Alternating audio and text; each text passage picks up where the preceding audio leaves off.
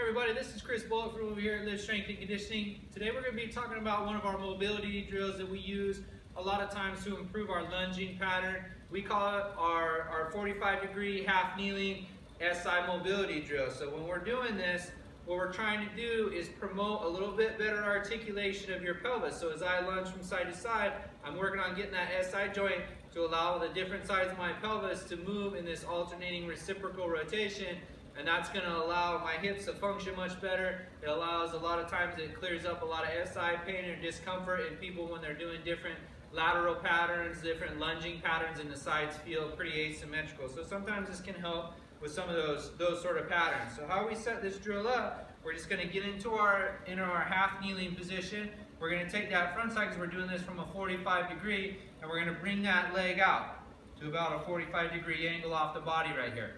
Now, one of the biggest key points of this is we need to make sure we're not creating movement via lumbar extension. So as I drive my hips forward and diagonal here, I need to make sure that I'm not doing that by opening up right here at the rib cage and anteriorly tilting the pelvis. So as I go, I'm going to make sure that this stays still and all of my range of motion is happening right here at my pelvis. So it's going right here. So as I drive into this side, I'm going to feel a pretty solid stretch through this adductor and hip flexor as I shift my body weight forward and laterally into this hip right here. And so I'm just going to rock here, rock into that, give it a couple of second hold, sit into that stretch. Make sure we're not sitting back like this. You want to make sure the hips are coming forward and laterally at the same time.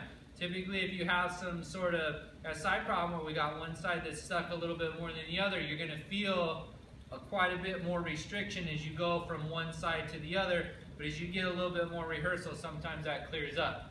So we're going to do our 8 to 10 reps on that side, and we're going to shift it over here.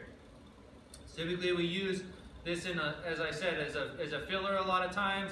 We're going to use it in the warm-up before we do some of our lunging patterns.